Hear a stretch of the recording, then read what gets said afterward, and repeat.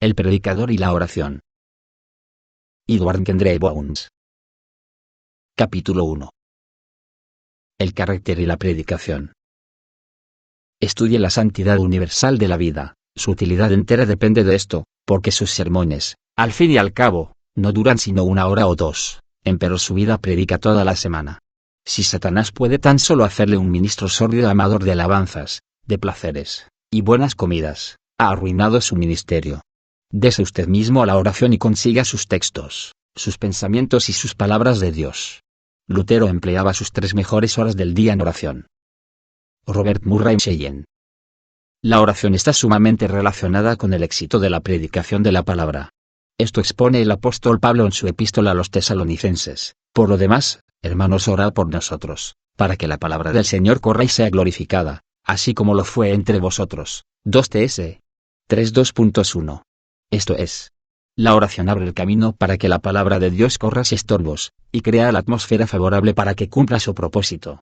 Se podría decir, por tanto, que la oración pone ruedas bajo la palabra de Dios, da alas de ángel al Evangelio para que se predique a todo individuo en cada nación y pueblo. La parábola del sembrador es un estudio notable de la predicación, mostrando sus diferentes efectos y describiendo la diversidad de oyentes que existen, a saber, la tierra está sin preparar y, como consecuencia, el diablo quita fácilmente la semilla que es la palabra de Dios y disipa todas las buenas impresiones, haciendo que el trabajo del sembrador sea inútil, lo cual es muy común en nuestros días. Por otro lado, están los oyentes que constituyen la buena tierra. Estos aprovechan la buena semilla porque sus mentes han sido preparadas para recibirla y, después de oír la palabra, esta pasa a germinar en sus corazones hasta dar fruto en abundancia. Ya lo decía Lucas, mirad, pues, cómo oís, LC 8:18. Y es que para estar conscientes de cómo oímos, es necesario entregarse continuamente al ejercicio de la oración. En efecto, los corazones de aquellos que escuchan deben de ser preparados mediante la oración.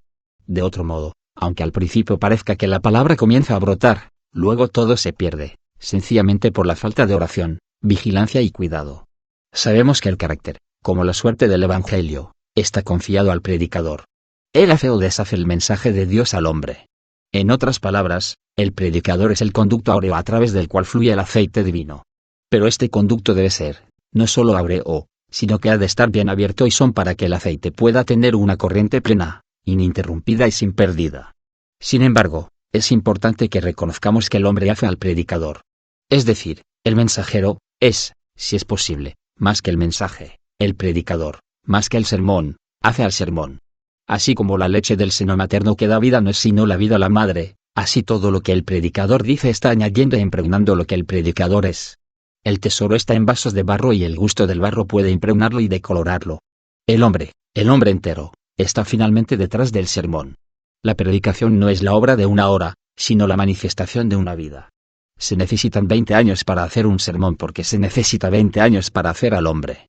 Y el sermón crece, porque el hombre crece. Es poderoso, porque el hombre es poderoso, es santo porque el hombre es santo y está lleno de la unción divina, porque el hombre está lleno de la unción divina. Pablo lo designó mi evangelio, no por una excentricidad personal o por una apropiación egoísta, sino porque fue puesta, en su corazón y en su alma una confianza personal que se reflejaba en sus cartas paulinas, inflamadas y potencializadas por la fogosa energía de su alma ardiente. No obstante, los sermones de Pablo, ¿qué fueron? ¿Dónde están? Esbozos, fragmentos dispersos, flotando en el mar de la inspiración.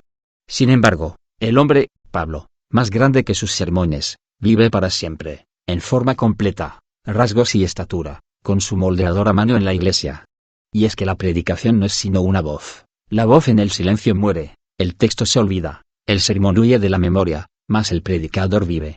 Asimismo, Pablo apela al carácter personal de los hombres que enraizaron el Evangelio en el mundo, explica el misterio de su éxito. La gloria y eficiencia del Evangelio están apostadas sobre los hombres que lo proclaman. Así, cuando Dios declara que los ojos de Jehová contemplan la tierra, para corroborar a los que tienen corazón perfecto para con él, 2 Cro. 16:2.9, declara la necesidad de hombres y su dependencia de ellos, como un canal a través del cual él despliega su poder en el mundo. Un eminente historiador dijo que los incidentes del carácter personal influyen más en las resoluciones de las naciones que lo que cualquier historiador, filósofo o político quiera admitir. Esta verdad tiene su aplicación plena en el Evangelio de Cristo, ya que el carácter y la conducta de los seguidores del Maestro de Galilea cristianizaron al mundo, transfiguran las naciones y los individuos, mientras que un sermón no puede dar más vida que la que tiene el hombre que lo produce. Por ello, los hombres muertos dan sermones muertos, y los sermones muertos matan. Todo depende del carácter espiritual del predicador. Bajo la dispensación judía, el sumo sacerdote tenía escrito con letras enjolladas en su frontal: Santidad a Jehová. Igualmente, todo predicador en el ministerio de Cristo debe de ser modelado y dirigido por esta misma divisa santa. Pues la vergüenza de ver un predicador cristiano carente de santidad resulta mayor que si se tratara de un sacerdote hebreo con manos impuras dentro del santuario de Dios. Jonathan Edwards dijo: yo seguí todos mis ardientes deseos de conseguir más santidad y conformidad a Cristo. El cielo que deseaba era un cielo de santidad. Repetimos, el Evangelio de Cristo no se mueve por olas populares, no tiene poder propio para propagarse, se mueve de la manera que los hombres encargados de él se mueven. Es decir, el predicador debe personificar el Evangelio. El poder que constriñe de amor, debe ser en el predicador como una fuerza de proyección excéntrica, que todo lo domina y se domina de sí misma. La negación de sí mismo debe constituir su ser, su corazón, su sangre y sus huesos. Porque es un hombre entre los hombres, vestido de humildad, viviendo en mansedumbre, prudente como una serpiente, y sencillo como una paloma, con las obligaciones de un siervo y el espíritu de un rey con porte noble, real e independiente, pero también con la ingenuidad y la dulzura de un niño. Sinceros, heroicos, compasivos, sin temor al martirio, deben ser hombres que se tomen el trabajo de apoderarse y modelar una generación para Dios. Si, por lo contrario, son tímidos contemporizadores, buscadores de honores, si tratan de agradar a los demás, si su fe tiene un débil apoyo en el Padre y en su palabra, ellos no pueden apoderarse de la Iglesia ni del mundo para Dios. Los predicadores no son, en definitiva, hacedores de sermones, sino hacedores de hombres, de santos. Y solo estará bien ejercitado para este trabajo quien se haya hecho a sí mismo un hombre y un santo. No son los talentos, ni la erudición lo que Dios quiere de los predicadores, sino que sean hombres grandes en santidad, grandes en fe, en amor y en fidelidad. De ahí que la instrucción de los 12 discípulos fuera la grande, difícil y paciente labor de Cristo. Y aquí también, el orden en el que fueron formados los primeros cristianos, fuertes, militantes, santos, graves, laboriosos, mártires del trabajo. Se aplicaron a su labor de tal manera que impresionaron a su generación y la desbordaron. Pero el gran secreto, para conseguir tan altos ideales es uno y nada más: la oración. Sí, un hombre que predica debe de ser un hombre de oración, ya que este es el arma más poderosa del predicador, una fuerza omnipotente en sí misma, que da vida a todo. Esto es, un hombre de Dios no nace, sino que se hace en la cámara secreta de la comunión y de la devoción privada. Su vida y sus profundas convicciones nacen de su comunión secreta con Dios. Igualmente en la opresión y agonía llorosa de su espíritu ante Dios, sus más importantes y más dulces mensajes fueron adquiridos y hechos en la cámara secreta. Resumiendo, la oración hace al hombre, la oración hace al predicador, la oración hace al pastor. Capítulo 2. La casa de Dios. La Iglesia, determinada a la adquisición del poder temporal, casi ha abandonado sus deberes espirituales. Y su imperio, el cual descansa sobre fundamentos espirituales, se va desmenuzando con su caída, amenazando con pasar de largo como una visión que no tiene sustancia. Leas Inquisition. La oración se relaciona con lugares, épocas, ocasiones y con circunstancias. Tiene que ver con Dios y con todo aquello que esté relacionado con Él. Pero también está íntima y especialmente relacionada con su casa, a saber, la Iglesia, un lugar sagrado, apartado para adorar a Dios y predicar su palabra. Sí, la oración tiene un lugar preponderante en la casa de Dios. Ahí Dios se encuentra con su pueblo y se deleita en la adoración de sus santos. No es, pues, un lugar común. Nuestro Señor puso un énfasis peculiar sobre lo que es la Iglesia cuando echó a los mercaderes del templo, repitiendo las palabras de Isaías: ¿no está escrito, mi casa será llamada casa de oración para todas las naciones? Mas vosotros la habéis hecho cueva de ladrones. Mister 11:17. Así, aquellos que descuidan hoy también la oración y buscan minimizarla, dándole un lugar secundario, pervierten la Iglesia de Dios. Porque la oración pertenece a la casa de Dios, donde tiene sus derechos divinos. Es más, la vida, el poder y la gloria de la Iglesia es la oración. Esta hace que el mismo edificio se convierta en un santuario, algo separado en espíritu y en propósito, diferente en todo a cualquier otro edificio. Así sucedía con el tabernáculo, el cual aun siendo movido de sitio en sitio, Era santo porque allí moraba la presencia de Dios. Sin oración, una iglesia viene a ser entonces como un cuerpo sin espíritu, algo muerto e inanimado. Podrá tener un hermoso y un costoso edificio, con todos los adelantos y comodidades, pero si en su seno carece de oración, será fría y yerta. Por consiguiente, puesto que la casa de Dios es una casa de oración, la intención divina es que su pueblo deje sus hogares y vaya a encontrarse con Él en su propia casa. Dios ha hecho promesa especial de encontrarse con su pueblo ahí, y el deber de todo creyente es acudir a la iglesia para ese fin específico. De hecho, la oración debería ser la principal atracción para los creyentes espirituales. Los demás lugares, aunque no todos pecaminosos o malos, son seculares y humanos, y no tienen una concepción especial de Dios con ellos. Pero la iglesia es esencialmente espiritual y divina. Lo que se hace en otros lugares es hecho sin especial referencia a Dios, mientras que en la iglesia, Dios es reconocido, invocado y adorado. La oración es, en definitiva, la marca distintiva de la casa de Dios, el lugar sagrado en donde los creyentes fieles se encuentran con su Señor. La oración debe de tomar parte en cada una de las actividades que se llevan a cabo en la iglesia y en su templo, siendo una de sus importantísimas funciones la de criar y educar a la gente de oración, hombres y mujeres santos que pasen largo tiempo sobre sus rodillas. Cualquier iglesia que se llame casa de Dios y que no dé a la oración un lugar prominente en sus actividades y que no enseñe las grandes lecciones que la Escritura contiene sobre ella, debería ajustarse inmediatamente al patrón y guía divino o cambiar el nombre de su edificio. El hallazgo del libro de la ley dado a Moisés supuso algo sin precedentes en la historia de Israel. Cuando fue llevado a Josías, este rasgó sus vestidos y se afligió en gran manera por el abandono que había existido en su reino con respecto a la palabra de Dios, cuyo resultado natural había sido irremediablemente la iniquidad que abundaba por toda la tierra. Entonces, Josías pensó en Dios, y mandó a Hilcías, el sacerdote, a que fuera e inquiriera acerca de lo hallado. Un abandono de la palabra de Dios era demasiado serio para ser tratado livianamente. Toda la nación, sin duda, debía demostrar un sincero arrepentimiento. Y estas fueron las palabras de este fiel rey: Andad, consultad a Jehová por mí y por el remanente de Israel y de Judá acerca de las palabras del libro que se ha hallado, porque grande es la ira de Jehová que ha caído sobre nosotros, por cuanto nuestros padres no guardaron la palabra de Jehová, para hacer conforme a todo lo que está escrito en este libro. 2 Cro 34 2.21. Pero esto no fue todo. Josías promovió un avivamiento dentro de su reinado, de modo que le encontramos reuniendo a todos los ancianos de Jerusalén y a los ancianos de Judá para llevar a cabo tal propósito. Una vez reunidos, el rey entró en la casa del Señor y leyó las palabras del libro del pacto que fue encontrado en la casa del Señor. Gracias a este rey justo, la palabra de Dios tomó una importancia relevante.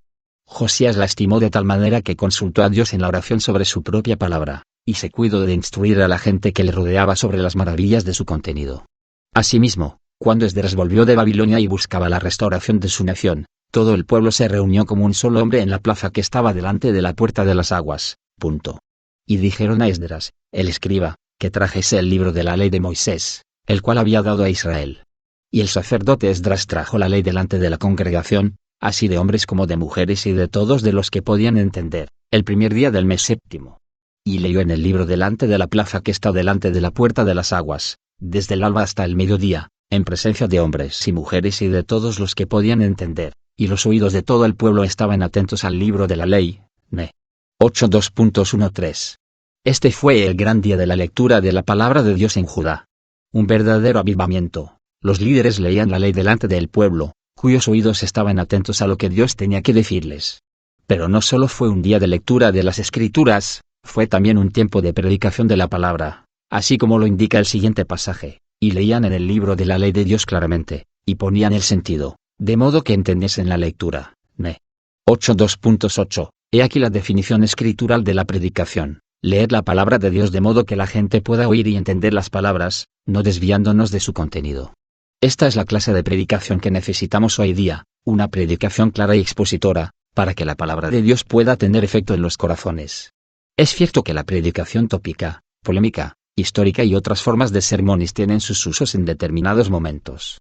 Pero la predicación expositora, aquella que nos da a entender claramente el contenido de la palabra de Dios, es la número uno por excelencia. Sin embargo, para lograr un fin exitoso, el predicador necesita ser un hombre de oración. Por cada hora que pase estudiando su mensaje, deberá estar 2 horas de rodillas en oración.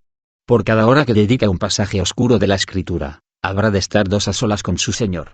Y es que la oración y la predicación no pueden permanecer separadas. Capítulo 3. La predicación de la letra versus la predicación crucificada.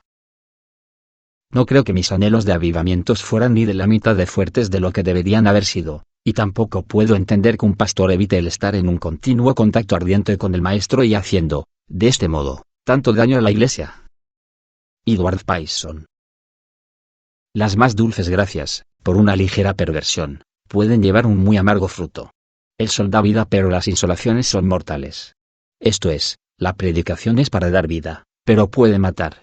Y el predicador tiene las llaves, él puede cerrar tan bien como abrir. Porque la predicación es la gran institución de Dios para la plantación y la maduración de la vida espiritual. Cuando es correctamente ejecutada, sus beneficios son indecibles, pero cuando no, ningún mal puede excederle en sus resultados dañinos. Es un asunto fácil destruir el rebaño, si el pastor es imprevisor o el pastor es destruido, fácil capturar la ciudadela si el centinela se duerme o el alimento y el agua son envenenados. Investido con tan favorables prerrogativas, expuesto a tan grandes males, implicando tan graves y múltiples responsabilidades, sería entonces una parodia en la astucia del diablo y un libelo en su carácter y reputación, si él no pusiera por obra sus principales influencias para adulterar al predicador y su predicación. En presencia de todo esto, la pregunta exclamatoria de Pablo es, y para todo esto, ¿quién es suficiente? 2 Cor. 2:16. Luego añade, nuestra suficiencia es de Dios, el cual asimismo nos hizo ministros suficientes de un nuevo pacto, no de la letra, mas del Espíritu, porque la letra mata, mas el Espíritu vivifica. 2 Cor. 3:2.46. Así, el verdadero ministerio es influenciado, capacitado y hecho por Dios. Y es que el Espíritu de Dios es en el predicador un poder de unción, el fruto del Espíritu está en su corazón.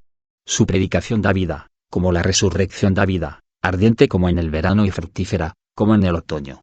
Esta clase de predicador que da vida es un hombre de Dios, cuya alma siempre está siguiendo diligentemente los requerimientos divinos, y en quien, por el poder del Espíritu de Dios, la carne y el mundo han sido crucificados, y su ministerio es semejante al generoso flujo de un río caudaloso. Por el contrario, la predicación que mata es una predicación espiritual. Fuentes inferiores que no son de Dios le han dado energía y estímulo. Tampoco el Espíritu es evidente en el predicador ni en su predicación. Muchas clases de fuerzas pueden ser proyectadas y estimuladas por la predicación que mata, pero estas no son espirituales, son fuerzas fingidas y magnetizadas. Esta predicación que mata pertenece a la letra, puede ser bella y metódica, pero aún es la letra, la árida, dura letra, cáscara desnuda, vacía. La letra puede tener el germen de la vida en ella, pero no tiene el alimento suficiente para evocarla. Es pimiento de invierno, tan duro como el terreno de invierno, tan helada como el aire de invierno, no hay deshielo ni germinación para ella. Puede incluso contener la verdad dentro de ella. Pero es una verdad no vivificada por el Espíritu de Dios, que amortece tanto o más que el error, aunque se trate de la auténtica verdad sin mezcla, sin el Espíritu, su sombra e influencia son mortales, su verdad, error, y su luz, tinieblas. La predicación que mata es a menudo ortodoxa y dogmática, pues amamos la ortodoxia. Es el recto y claro corte de enseñanza de la palabra de Dios, los trofeos obtenidos por la verdad en su conflicto en el error, los diques que la fe han levantado contra la honrada o descuidada inundación desoladora de creencias falsas o incredulidad. Pero la ortodoxia, clara y dura como el cristal, suspicaz y militante, no puede ser sino la letra bien arreglada, bien nombrada y bien aprendida, la letra que mata. Nada es tan mortal como una ortodoxia muerta, demasiado muerta para especular, demasiado muerta para pensar, para estudiar o para orar. La predicación que mata puede tener conocimiento y alcance de principios, puede ser estudiada y crítica en gusto, iluminada por pensamientos filosóficos y trascendentales, examinada eruditamente como un abogado para defender su caso, y sin embargo, ser semejante al hielo homicida. La predicación de la letra puede ser elocuente, esmaltada con poesía y la retórica, rociada con oración sazonada con la sensación y, no obstante, parecer a las hermosas flores que cubren el féretro de un cadáver. Bajo tal predicación, cuán amplia y total es la desolación. Cuán profunda la muerte espiritual. Esta predicación de la letra tiene que ver con la superficie y sombra de las cosas, y no con las cosas mismas. No penetra en la parte interior. No tiene profundo conocimiento interno, ni fuerte alcance de la vida escondida en la palabra de Dios. Es verdad en apariencia, pero la apariencia es la cáscara que tiene que ser rota y traspasada para obtener la almendra. Es una predicación sin unción, no sazonada ni oleada por el Espíritu. Tal vez produzca lágrimas volátiles, como viento de verano sobre una montaña de nieve. Quizás cause sensación y ardor, pero será la emoción de un actor dramático. Habría que preguntarse, entonces, ¿de quién es la culpa de todo esto? Desde luego, no es de Dios. La culpa está en el hombre. Más aún, en el predicador. Este ha estado demasiado ocupado con su sermón, que no ha oído la canción de los serafines, ni ha visto la visión de gloria, ni sentido el ímpetu de aquella sublime santidad, después de un absoluto abandono y desesperación, bajo la sensación de debilidad y de culpa, purgado e infamado por el carbón ardiendo del altar de Dios. El predicador puede sentir desde el entusiasmo de su propio ardor pasajero, puede ser elocuente sobre su propia exégesis, ardiente en dar el producto de su cerebro, pero el brillo y centelleo serán tan estériles de vida como un campo sembrado de perlas. En alguna parte, del todo inconsciente en sí mismo, algún don conductor espiritual ha atacado su ser interior y la corriente divina ha sido detenida, porque nunca ha sentido su completa bancarrota espiritual, su total impotencia, nunca ha aprendido a clamar con clamor inefable de desesperación, hasta que el poder de Dios y el fuego santo hayan descendido sobre él. La propia estima, perniciosa, ha difamado y violado el templo que debería haber sido mantenido sagrado para Dios. Su ministerio puede atraer al pueblo hacia él, a la iglesia, a la forma y ceremonia, pero en verdad no atrae hacia Dios y no introduce a la dulce, santa, divina comunión. La vida es suprimida, hay un frío en el aire de verano, el estiércol es horneado. Finalmente, la cuidad de nuestro Dios viene a ser la ciudad de la muerte, la iglesia un cementerio, no un ejército de batalla. En efecto, el elemento del proceso de muerte está detrás de las palabras, detrás del sermón, detrás de la ocasión, detrás del ademán, detrás de la acción. Y es que la predicación crucificada solamente puede venir de un hombre crucificado. Un dato más, la predicación que mata es, sobre todo, predicación sin oración, mejor dicho, es oración profesional, que mata. Largas discursivas, secas y vacías suelen ser este tipo de oraciones en muchos púlpitos. Sin unción o corazón, ellas caen como un hielo mortal sobre las gracias de adoración. Son oraciones que imparten muerte. Todo vestigio de devoción ha perecido bajo su aliento. Cuanto más muertas son, más largas se hacen. Una súplica por la oración corta, viva, verdadera, nacida del corazón, oración por el Espíritu Santo directa, específica, ardiente, simple, untuosa en el púlpito es, pues, el único antídoto contra la oración que mata. Y se necesita una escuela para enseñar a los predicadores cómo orar, más que todas las escuelas teológicas juntas. Alto. Detengámonos y reflexionemos. ¿Dónde estamos? ¿Qué estamos haciendo? ¿Predicando para matar? ¿Acaso no deberíamos descartar para siempre la maldita predicación que mata, y hacerla una cosa real, la cosa más poderosa donada del cielo a la tierra, y traer los abiertos e inagotables tesoros de Dios para las necesidades y mendicidades del hombre? Capítulo 4. La clave del éxito del verdadero predicador. Permítasenos mirar a menudo a Brainerd en los bosques de América, vertiendo toda su alma delante de Dios por los paganos perdidos, sin cuya salvación nada podría hacerle feliz. Oración secreta, ferviente, oración creyente, esta es la raíz de toda piedad personal. Un conocimiento competente del idioma donde un misionero vive, un temperamento suave y persuasivo, un corazón que se da a Dios en comunión secreta. Estos son los méritos que, más que todo conocimiento, o todo otro don, nos prepararán para llegar a ser los instrumentos de Dios en la gran obra de la redención humana. Hermandad de Carey, Serampore.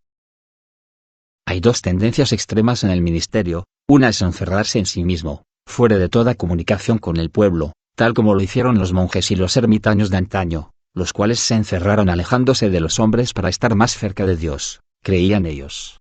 Pero, naturalmente, fracasaron. Porque nuestra comunión con Dios es de utilidad cuando podemos emplear sus inapreciables beneficios en bien de los demás. Nosotros, también, muchas veces nos encerramos en nuestro estudio, junto a la polilla de los libros, incluso de la Biblia, y nos convertimos en hacedores de sermones, notables en literaturas y en pensamientos y, sin embargo, descuidando lo más importante, nuestra comunión con Dios por medio de la oración, inclusive, la oración de intercesora por nuestro prójimo y vecino. Los predicadores que son grandes pensadores y grandes estudiantes debieran, sobre todo, ser los más grandes hombres de oración, o si no, serán los más grandes apóstatas, profesionales sin corazón, racionalistas, menor que el último de todos los predicadores en la estima de Dios. La otra tendencia es la de popularizar enteramente el ministerio. Esto está muy bien, pues nos ayuda a conectar con nuestros hermanos y a no vivir aislados, pero existe el peligro de dejar de ser hombres de oración, absorbidos por el mecanismo de las actividades de la Iglesia. Según lo que el predicador es en oración delante de Dios, por sí mismo, por su pueblo, así es su poder por el bien real de los hombres, su verdadera fructificación, su verdadera fidelidad hacia Dios y hacia el prójimo. Y es que es imposible, para el predicador, guardar su espíritu en armonía con la naturaleza divina de su llamamiento sin mucha oración. Además, eso de que el predicador, por la fuerza del deber y fidelidad laboriosa hacia la obra y la rutina del ministerio, pueden conservarse en buen estado de idoneidad es un serio error. Aún el hacer sermones incesantes como un arte, o como un deber o como un placer, endurecerá e indispondrá el corazón, por negligencia en la oración. Igual que el positivista pierde a Dios en su observación empírica de la naturaleza, el predicador pierde a Dios en su sermón. Únicamente la oración puede refrescar el corazón del predicador, guardándolo en armonía con Dios y en simpatía con el pueblo, levantando su ministerio fuera del frío aire de una profesión y fructificándolo y haciéndolo rodar con la facilidad y el poder de una unción divina. Spurgeon dijo, enteramente, el predicador es, sobre todos los demás, distinguido como un hombre de oración. Él ora no como un cristiano ordinario, él ora más que un cristiano ordinario, de otro modo sería descalificado para el oficio que ha emprendido. Si vosotros, como ministros, no sois llenos de oración, debéis ser compadecidos. Si llegáis a ser flojos en la devoción sagrada, no solo vosotros necesitaréis compasión, sino también vuestra congregación. Y el día viene en el cual seréis avergonzados y confundidos. Todas nuestras bibliotecas y estudios son mera vacuidad comparadas con nuestras cámaras secretas de oración. Nuestros tiempos de ayuno y oración en el tabernáculo han sido, verdaderamente, días grandes. Nunca, las puertas del cielo habían sido mantenidas más abiertas, nuestro corazón, nunca se ha sentido más cerca de la gloria celestial. El ministerio de la plena oración no es como la levadura al pan, para ser un sabor agradable, sino que la oración debe ser el cuerpo, formar la sangre y los huesos de nuestro ser. No es un deber pequeño, puesto en un rincón, ni una ejecución fragmentaria hecha de los fragmentos de tiempo que han sido arrebatados de los negocios y otros empeños de la vida. Sino que significa que lo mejor de nuestro tiempo y fuerza deben de ser dados a Dios por medio de la oración fervorosa.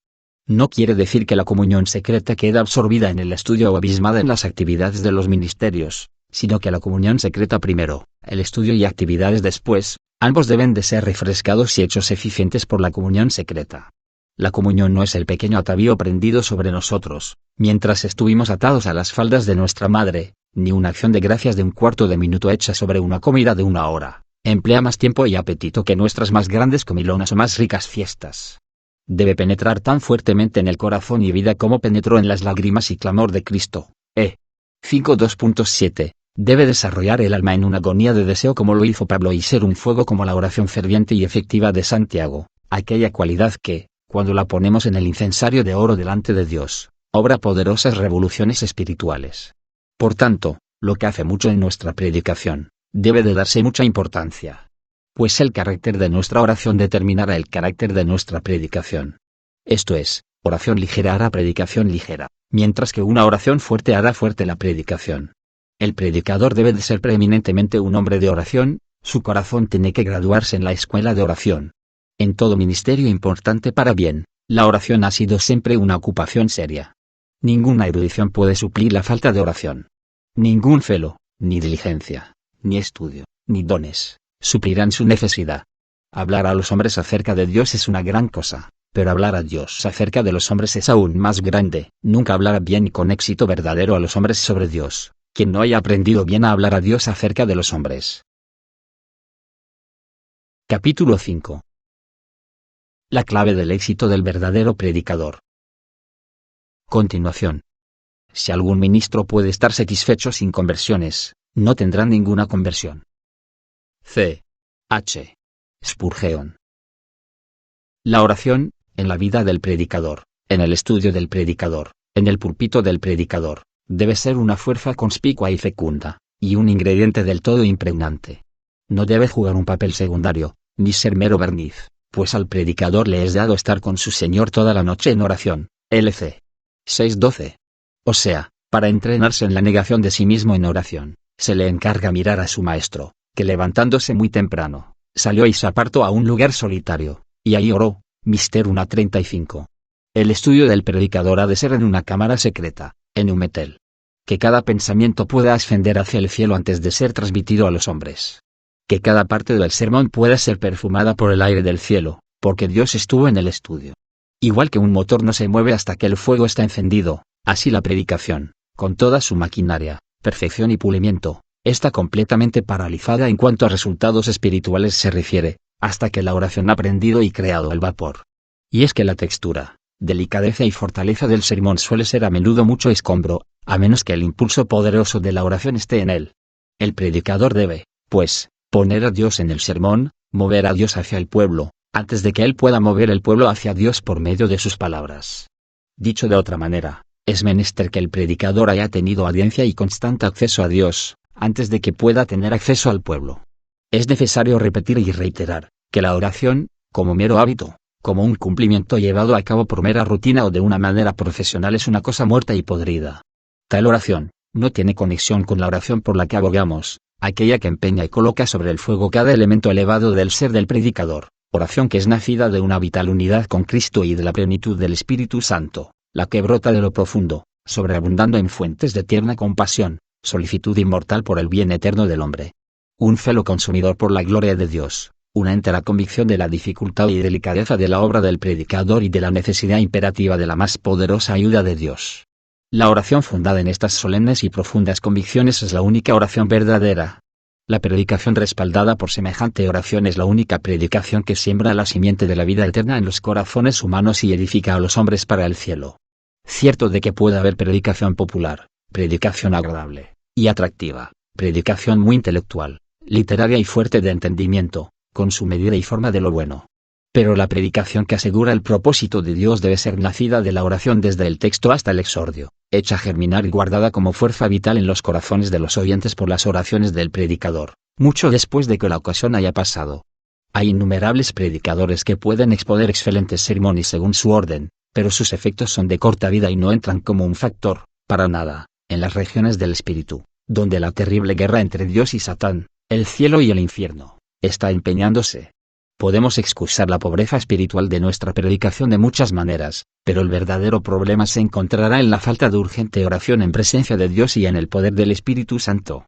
Los predicadores que ganan grandes resultados para Dios son los que han prevalecido en sus plegarias con Dios, antes de aventurarse en sus súplicas con los hombres, siendo intensos en su cámara secreta con Dios, son los más poderosos en los púlpitos. Los predicadores son personas humanas y están expuestos a ser a menudo son dominados por los impulsos de las fuertes corrientes humanas. La naturaleza humana desea navegar hacia el cielo bajo el impulso de una brisa favorable, en un mar pleno y calmado. En cambio, la oración es obra espiritual. Es una obra humillante, abate el intelecto y el orgullo, crucifica la vanagloria y señala nuestra bancarrota espiritual, y todo es, para la carne, duro de soportar. Es más fácil no orar, entonces, que soportar semejante humillación. Y así es como llegamos a uno de los clamorosos males de estos tiempos, la ausencia de la oración, o la poca oración. Quizás esto último sea peor que no orar. Porque orar poco es fingir, un salvoconducto para la conciencia y, lo que es peor, una farsa y un engaño para nosotros mismos.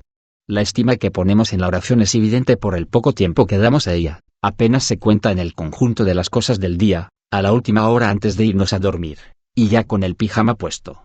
Cuán débil, vana y pequeña es esta clase de oración, en comparación con el tiempo y energía que dedicaban a la oración los santos hombres de la Biblia. Cuán pobre y mezquina es nuestra pequeña y pueril oración al lado de los hábitos de los verdaderos hombres de Dios en todas las edades.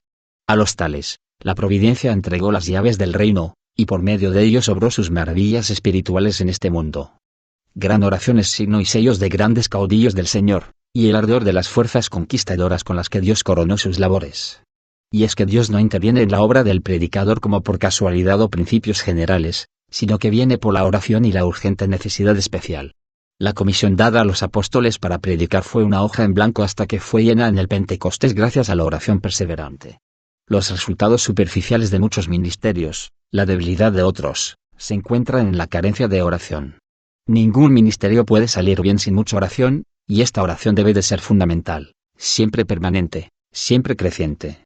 De hecho, el texto, el sermón, deben ser el resultado de la oración.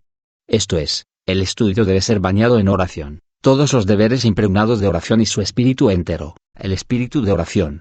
Estoy penoso, porque he orado tan poco, Esta fue la exclamación en su lecho de muerte, llena de tristeza y remordimiento, de un escogido de Dios.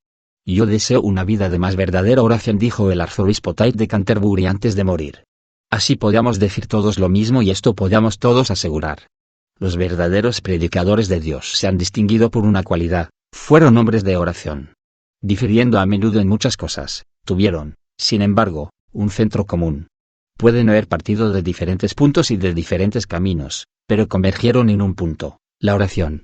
Dios era parte de ellos, el centro de atracción, y la oración fue el camino que los condujo al Padre.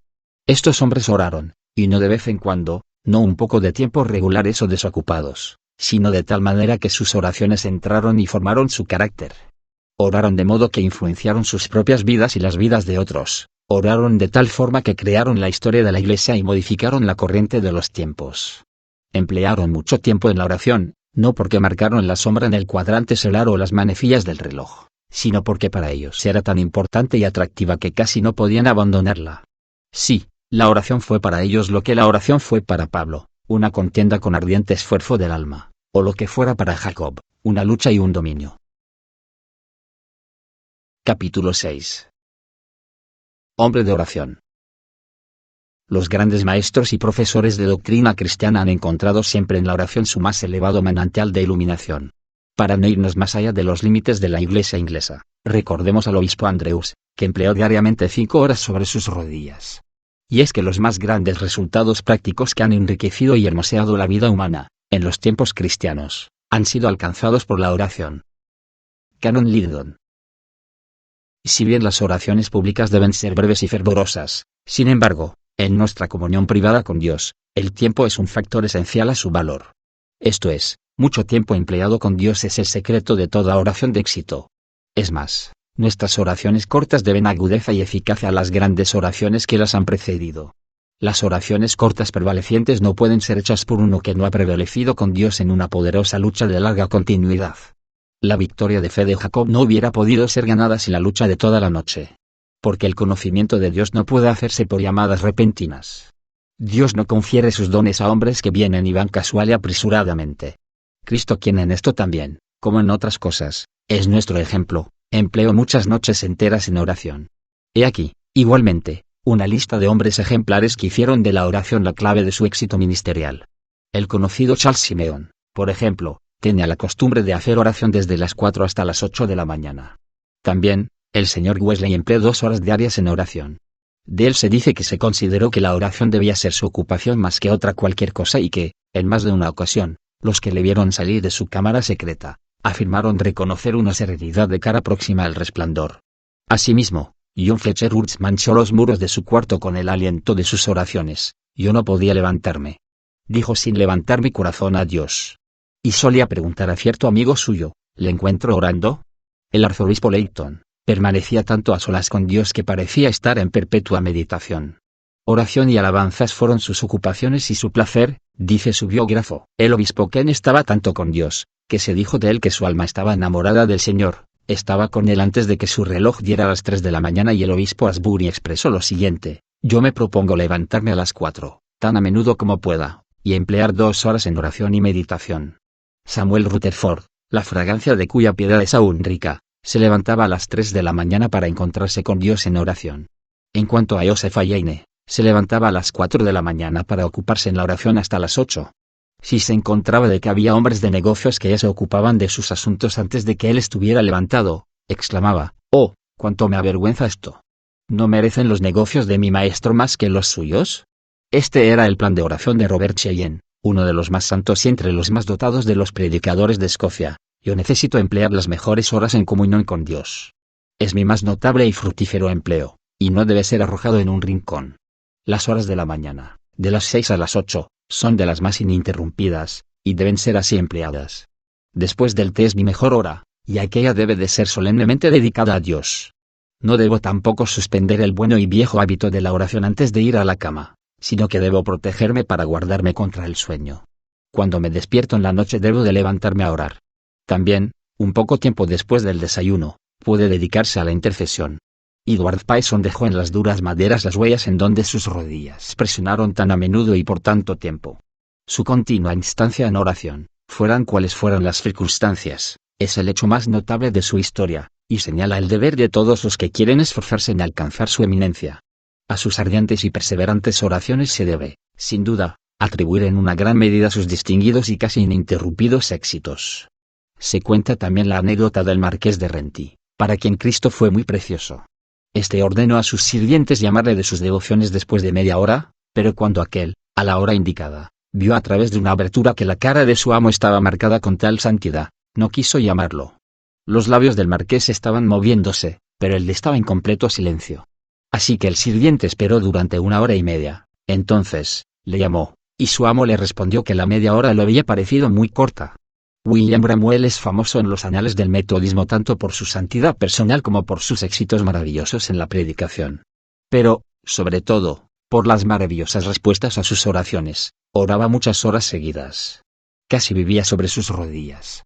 Lo mismo ocurrió con el Dr. Adoniram Judson Gordon, impresionante misionero en Birmania, que escribió este provechoso consejo: dispón tus asuntos, si es posible, de tal modo que puedas cómodamente dedicar 2 o 3 horas cada día, no meramente a los ejercicios devocionales, sino al verdadero acto de la oración secreta y de la comunión con Dios. Esfuérzate 7 veces al día en retirarte de los negocios y compañías y eleva tu alma a Dios en retiro privado. Comienza el día levantándote después de medianoche, para dedicar algo de tiempo entre el silencio y la oscuridad de la noche a esta obra sagrada. Procura también que la primera hora del día te encuentre en la misma obra. Y que las 9, 12, 3, 6 y 9 de la noche testifiquen lo mismo. Sé resuelto en su causa. Haz todos los sacrificios practicables para mantenerla. Considera que tu tiempo es corto, y no permitas que los negocios y las compañías te roben el tiempo que le debes a tu Dios. Y es que ningún hombre puede hacer una obra grande y duradera para Dios, si no es un hombre de oración, y ninguna persona puede ser una persona de oración si no dedicara mucho tiempo a ella. ¿Acaso es verdad que la oración es, como se presume, poco menos que el juego semipasivo de los sentimientos que fluyen lánguidamente a través de los minutos y horas de un fácil delirio? Terminaremos con este párrafo de Canon Liddon: dejemos que los que realmente han orado den la respuesta. Algunos describen la oración como una lucha con el poder invisible que puede durar, no pocas veces, toda una vida ardiente, hasta las horas de la noche, o aún hasta rayar el día. Otros hablan de la intercesión ordinaria y concertadora equivalente a la de Pablo, la cual también supuso una lucha. Cuando oran, estos tienen sus ojos fijos en el gran intercesor, en el Getsemaní y en aquellas gotas de sangre que cayeron al suelo en aquella agonía de resignación y sacrificio. Importunidad es además la esencia de la oración de éxito, lo cual no significa reflexión, sino obra sostenida. Finalmente, es por medio de la oración, especialmente, que el reino de los cielos sufre violencia y los fuertes lo toman por fuerza. Capítulo 7. La oración matutina. Debo de orar antes de que haya visto a alguien. A menudo, cuando duermo mucho, o me reúno con otros temprano, es a las 11 o 12 que comienzo mi oración secreta. Este es un perverso sistema, contrario a las Sagradas Escrituras, pues Cristo se levantaba antes de que amaneciera y se iba a un lugar solitario. David dijo: de mañana me presentaré a ti. De mañana oirás mi voz. La oración familiar pierde mucho de su poder y dulzura, y yo no puedo hacer bien a los que vienen a buscarlo de mí. La conciencia se siente culpable, el alma sin aliento y la lámpara no está arreglada. Entonces, cuando estoy en oración secreta, el alma, a menudo, está fuera de tono. Por ello, siento que es mucho mejor comenzar el día con Dios, ver su faz primero, dejar a mi alma acercársele, antes de acercarse a otro. Robert Murray Cheyenne. Hemos visto que los hombres que han hecho más para Dios en este mundo estuvieron muy temprano sobre sus rodillas. Pues es cierto que quien desperdicia la oportunidad y frescura de las primeras horas de la mañana en otras ocupaciones, que en buscar a Dios, hará poco progreso buscándole el resto del día. Si Dios no es lo primero en nuestros pensamientos mañaneros, estará en el último lugar durante el día. Y es que detrás de este levantarse temprano y orar temprano está en el deseo ardiente que nos presiona en el empeño de servir a Dios. La negligencia matinal es, pues, la prueba palpable de un corazón negligente. El corazón que es descuidado en buscar a Dios en la mañana ha perdido su gusto por todo lo sublime y espiritual.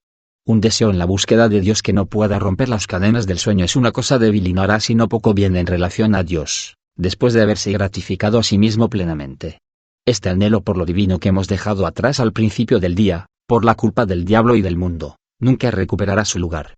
En cambio, el corazón de David era ardiente en seguir a Dios, tenía hambre y sed de Dios y, por eso, Buscaba al Padre temprano, antes de que amaneciera.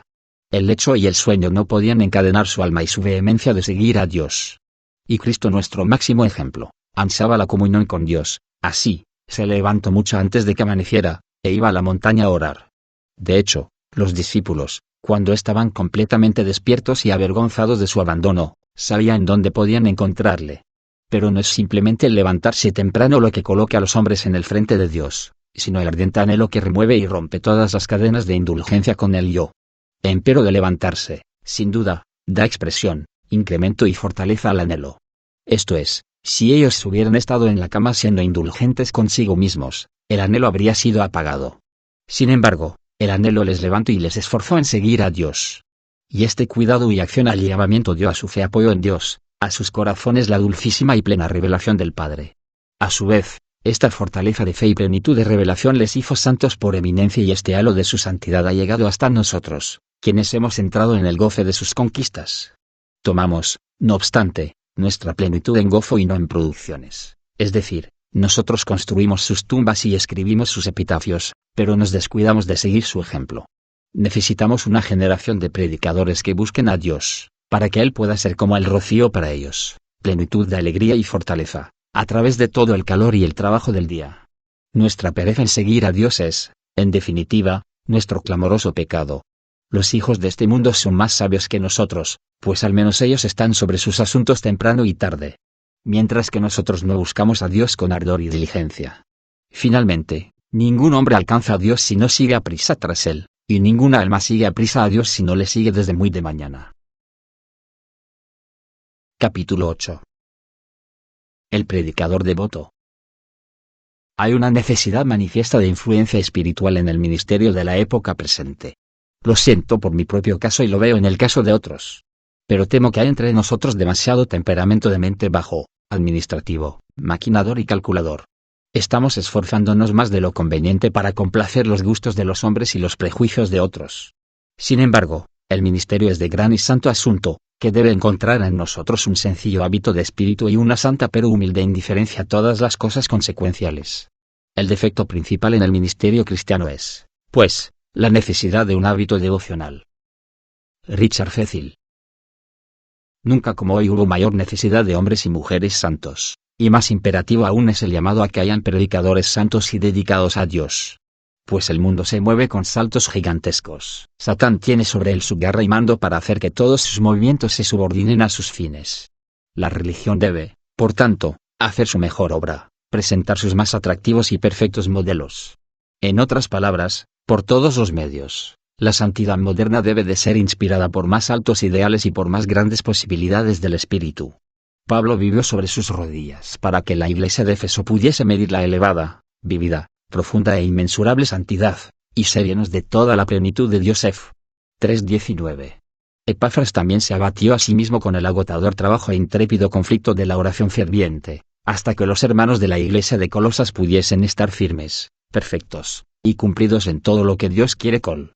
4:12. Sí, donde quiera, en los tiempos apostólicos, todos se esforzaban para que el pueblo de Dios llegara a la unidad de la fe y del conocimiento del Hijo de Dios, y fueran todos varones perfectos a la medida de la estatura de Cristo. 4:13. Ningún premio fue dado a los enanos, ningún estímulo, para su senil infancia. Los bebés debían crecer, los viejos, en vez de la debilidad y enfermedad, debían llevar frutos en su edad avanzada y ser engordados y fortalecidos. Y es que la cosa más divina de la religión es hacer hombres y mujeres santos.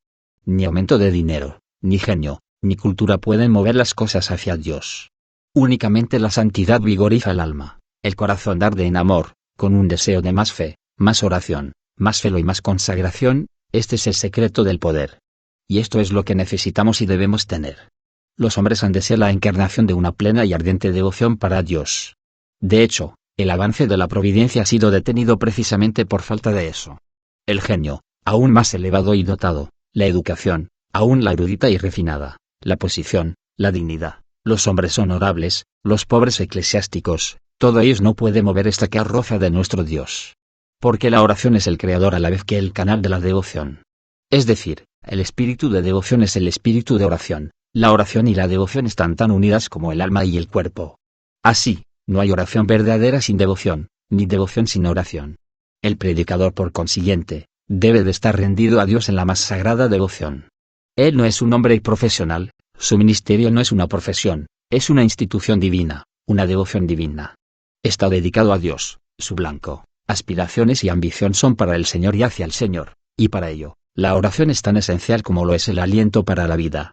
En efecto, el predicador, sobre todas las cosas, debe ser consagrado a Dios. Sus relaciones con lo alto son la insignia y las credenciales de su ministerio, las cuales siempre han de ser clara, concluyente e inequívoca, no un tipo de piedad común y superficial.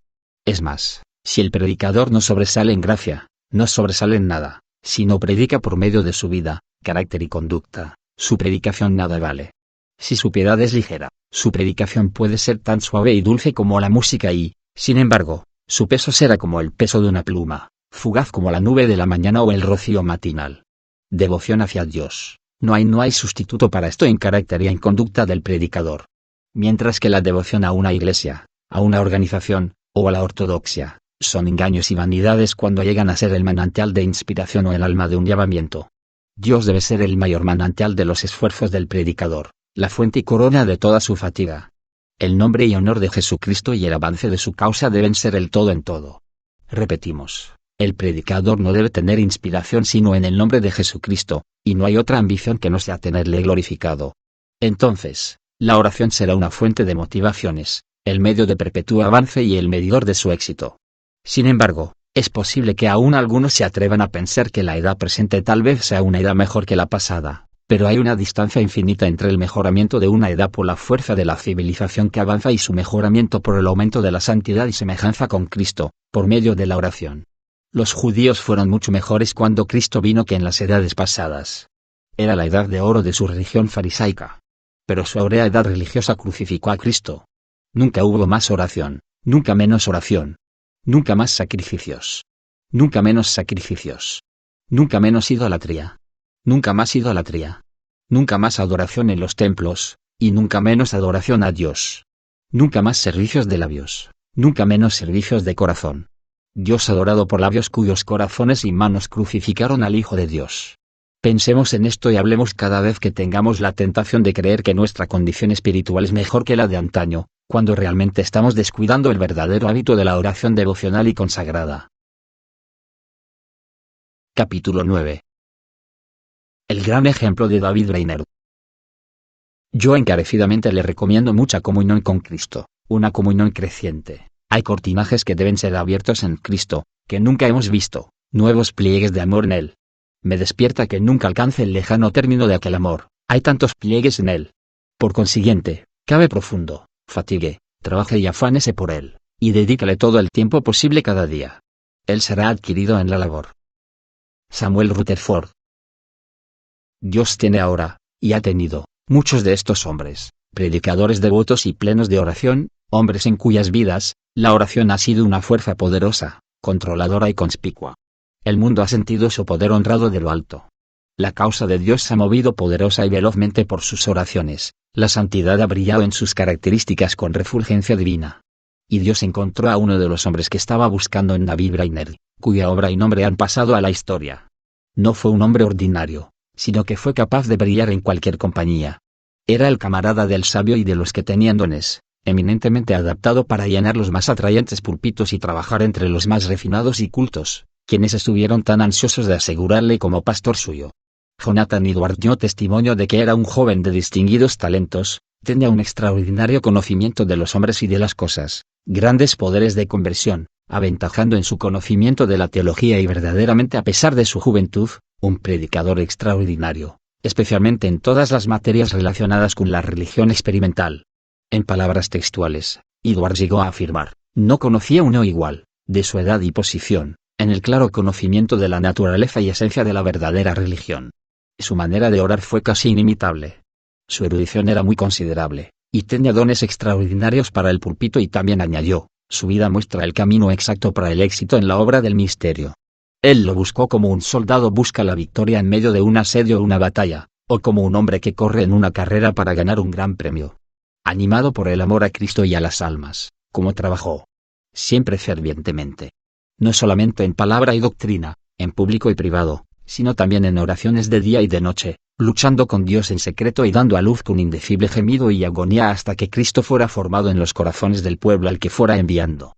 Como un verdadero hijo de Jacob, perseveró en la lucha a través de todas las tinieblas de la noche, hasta rayar el día. Casi podemos atrevernos a decir que ninguna historia más sublime ha sido registrada en los anales terrenales que la de David Brainerd. Ningún milagro atestigua con mayor fuerza divina la verdad del cristianismo que la vida y obra de este hombre.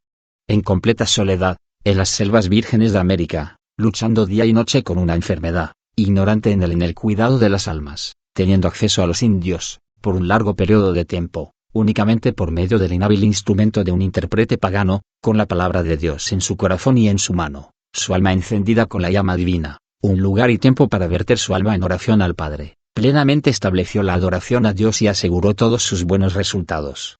Como consecuencia, los indios fueron decambiados en gran manera, desde los más bajos embrutecimientos de un ignorante y degradado paganismo a cristianos puros, devotos e inteligentes. También, todos los vicios fueron reformados, y los deberes externos del cristianismo, a la vez, abrazados y ejecutados, la oración de familia establecida, el día del Señor instituido y religiosamente observado y las gracias internas de las religiones subidas con creciente dulzura y fortaleza. Y es que Dios podía fluir sin interrupción por medio de David Brainerd. Esto es, la omnipotencia de la gracia no fue ni detenida ni limitada por las condiciones de su corazón, porque nada es demasiado difícil para Dios, si Él puede controlar una verdadera calidad humana para hacerlo. Sí, Brainerd vivió una vida de santidad y oración, su diario está lleno, y ese motivo, de sus momentos de ayuno, meditación y retiro. De hecho, el tiempo que empleó en oración privada acumulaba muchas horas diarias. Cuando regreso a casa, escribió en una ocasión, me doy a la meditación, oración y ayuno. Mi alma anhela la mortificación, la negación de sí mismo, la humildad y el divorcio de todo el mundo. No tengo nada que hacer en la tierra, sino solo trabajar honradamente en ella para Dios. Y no deseo vivir un minuto por cualquier cosa que la tierra pueda concederme. Según este elevado concepto, él oró de esta manera, sintiendo algo de la dulzura de la comunión con Dios y de la fuerza constriñente de su amor, y cual admirablemente cautiva el alma y hace que todos los deseos y afecciones se centralicen en él. Yo he apartado esta sencilla oración y ayuno en secreto, para rogar al Padre que me bendiga y dirija con cuidado en la obra de predicar el Evangelio que tengo en perspectiva, y que el Señor vuelva hacia mí y me muestre la luz de su rostro. Yo tenía poca vida y poder al mediodía. Pero cerca de la media tarde, Dios me capacitó para luchar ardientemente por todos mis amigos ausentes. Y precisamente en la noche, el Señor me visitó maravillosamente en oración. Creo que mi alma nunca estuvo en una agonía semejante antes. No siento sujeción, porque los tesoros de la gracia divina fueron abiertos para mí. Luché por los amigos ausentes, por la cosecha de almas, por las multitudes de almas y por muchos que yo creía eran los hijos de Dios, personalmente, en muchos y distintos lugares. Estuve pues en agonía desde la media hora después de salido el sol hasta cerca de la noche. Me encontraba todo humedecido de sudor, pero me pareció que no había hecho nada. Oh, mi querido Salvador sudó sangre por las pobres almas. Yo ansío más compasión por ellas. Finalmente, me sentí en una actitud placentera, bajo una sensación de amor y gracia divina. Fui a la cama en tal condición, con mi corazón puesto en Dios. He aquí un ejemplo de la verdadera oración. La vida entera de Brainerd fue una vida de oración. Él oró día y noche, antes y después de predicar, cabalgando a través de las interminables soledades de los montes, o sobre un lecho de paja. Retirándose a los solitarios y densos montes. Hora tras hora, día tras día, al comenzar la mañana y al terminar la noche, él estaba orando y ayunando, vertiendo su alma, intercediendo y meditando con Dios. Él fue con Dios poderosamente, y Dios fue poderosamente con él. Y por ello, siendo muerto, aún habla y obra, y hablará y obrará hasta que el fin venga. Y entre los amados gloriosos de aquel glorioso día, David Brainerd estará entre los primeros. Si deseas saber algo más de David Brainerd, te invitamos a leer el librito, David Brainerd, el joven que nunca dejaba de orar, de Diarios de Avivamientos. Capítulo 10. La mente y el corazón del predicador. Estudie, no para ser un predicador refinado. Los muros de Jericó fueron derribados con cuernos de carneros. Busque simplemente a Jesús, como material para predicar, y todo lo que desee le será dado, y lo que se le dé, será bendecido, ya sea un grano de cebada o un pan de trigo, una costra o una miga. Su boca será un arroyo que fluye o una fuente sellada, según sea su corazón. Evite controversias en la predicación, conversación o publicación. No predique nada de abajo, sino el mal, y nada de lo de arriba. sino a Jesucristo. Berridge. La oración hace del predicador un predicador de corazón, pone el corazón del predicador en el sermón y viceversa, o sea, el sermón del predicador en el corazón de este. Y es que el corazón del predicador medirá su grandeza, es decir, los hombres de grandes corazones son unos grandes predicadores. Es cierto que en algunas ocasiones, algunos corazones malos hicieron algunas cosas buenas. Un mercenario o un extraño pueden ayudar a una oveja en algún momento dado, movidos por intereses personales, pero solo el buen pastor con el corazón bondadoso bendecirá a la oveja, a la medida de su responsabilidad como pastor. Pero, ¿qué es un corazón bondadoso? Un corazón preparado, lo cual es mucho mejor que un sermón preparado, pues un corazón preparado hará un sermón preparado. Volúmenes enteros han sido escritos sosteniendo el mecanismo y el gusto de hacer un sermón, hasta que hemos llegado a estar poseídos por la idea de que este andamio es la construcción. El joven predicador ha sido enseñado a colocar toda su fuerza en la forma y hermosura de su sermón como un producto calculado e intelectual.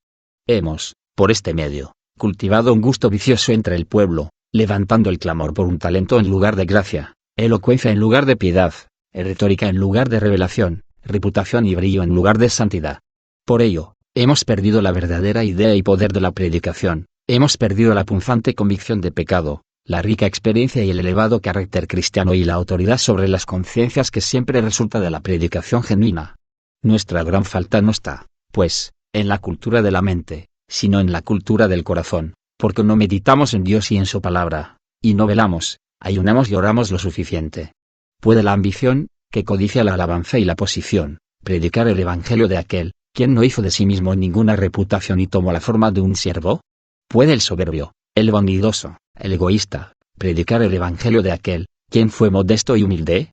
¿Puede el hombre de mal carácter, colérico, egoísta, duro, mundano, predicar el sistema que abunda en paciencia, abnegación, ternura, lo cual imperativamente demanda separación de la enemistad y crucifixión al mundo? ¿Puede el mercenario oficial, sin corazón, superficial, predicar el evangelio que demanda al predicador dar su vida por las ovejas? ¿Puede el hombre codicioso, quien ansía salario y dinero, predicar el evangelio hasta que haya espigado su corazón, y pueda decir como Cristo y Pablo en las palabras de Wesley, lo considero estiércol y escoria? Lo pisado bajo mis pies, lo estimo como el fango de las calles, no lo deseo, no lo busco. La revelación de Dios no necesita la luz del genio humano, el pulimiento y la fortaleza de la cultura para adornarla y reforzarla, sino que demanda la simplicidad, la docilidad, la humildad y la fe del corazón de un niño. Fue esta rendición y subordinación del intelecto y del genio a las fuerzas espirituales y divinas lo que hizo de Pablo un apóstol incomparable entre los apóstoles.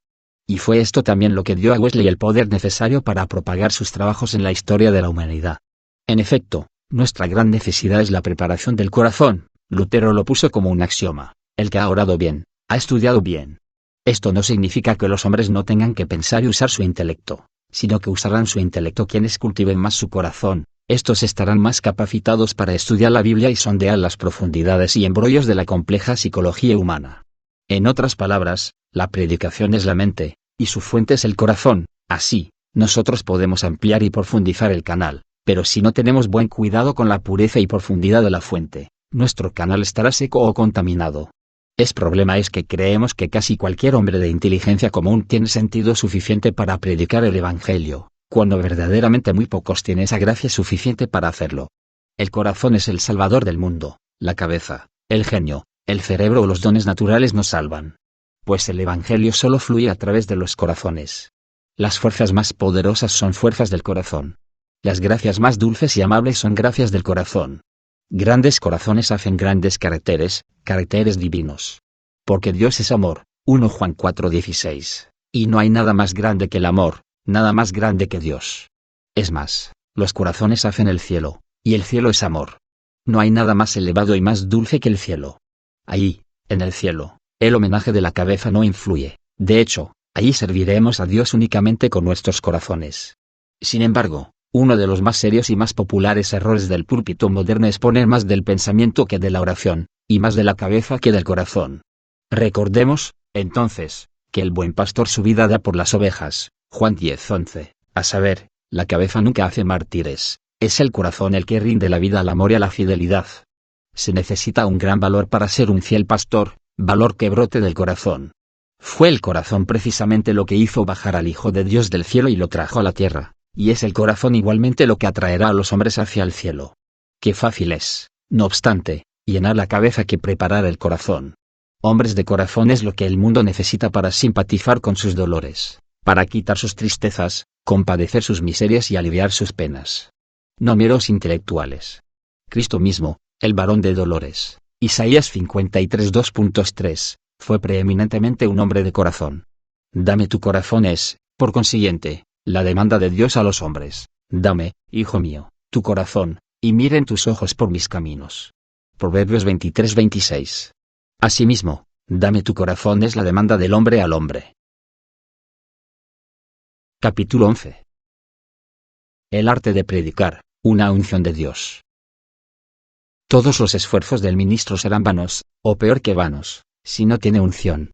La unción debe descender del cielo y esparcer un sabor y sentimiento y gusto sobre el ministerio, y entre los otros medios que lo califican para su oficio, la Biblia debe de tener el primer lugar, y el último lugar también debe de ser dado a la palabra de Dios y a la oración. Richard Cecil. Alejandro Knox era un filósofo cristiano, contemporáneo y amigo íntimo de Wesley, el cual sentía mucha simpatía espiritual por el movimiento wesleyano, aunque nunca llegó a pertenecer a él. Este escribió: es extraño y lamentable, pero verdaderamente creo en el hecho que, excepto entre los metodistas y la clerecía metodista, no hay mucha predicación atractiva en Inglaterra. El clero, muy generalmente, ha perdido arte.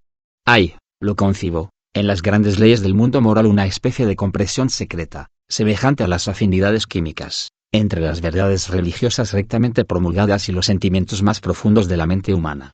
Donde el uno es debidamente exhibido, el otro responderá. ¿No ardían nuestros corazones dentro de nosotros? Pero para esto es indispensable un sentimiento devoto en el orador. Ahora, estoy obligado a anunciar de mi propia observación que esta unción es, fuera de toda comparación, más probable que se encuentre en Inglaterra, dentro del grupo metodista que en una iglesia parroquial. Esto, y solo esto, parece realmente ser lo que llena las casas metodistas y falta en las iglesias parroquiales. Yo no soy, como verdaderamente lo creo, un entusiasta, soy un sincero y cordial anglicano, humilde discípulo de la escuela de Ale y Boyle de Burnett y Leighton.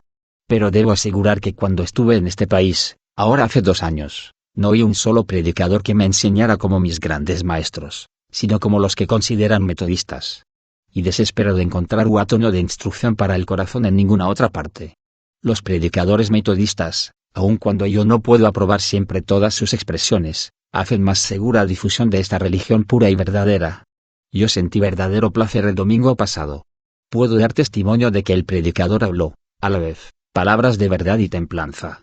No hubo elocuencia del hombre honrado y no sueña con tal cosa, pero hubo algo mejor, una comunión cordial de la verdad vitalizada. Digo vitalizada porque él declaró para otros lo que le fue imposible dejar de sentir en su propia vida, y aquí el auténtico arte de predicar. Cualquier otro arte que pueda tener y retener el artificio de hacer sermones y degradar a un auditorio ha perdido el arte divino de la predicación. Pues solamente la unción vitaliza la verdad revelada de Dios, la hace viva y capaz de dar vida. La misma verdad de Dios hablada sin esta unción es leve, muerta y mortal.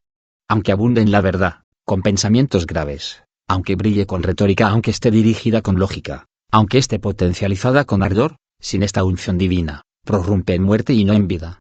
El señor Spurgeon lo expresó de este modo: me pregunto hasta cuánto podríamos fustigar nuestros cerebros antes de que pudiéramos explicar plenamente lo que significa predicar con unción. Sin embargo, el que predica conoce su presencia, y el que oye pronto descubre su ausencia. Samaria en hambruna tipifica un discurso sin esta unción.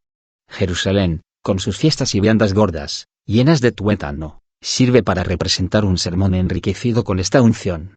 Cada uno conoce lo que es el frescor de la mañana cuando las perlas de Oriente abundan en cada tallo de hierba, pero, ¿quién puede describirlo, y mucho menos producirlas de sí mismo?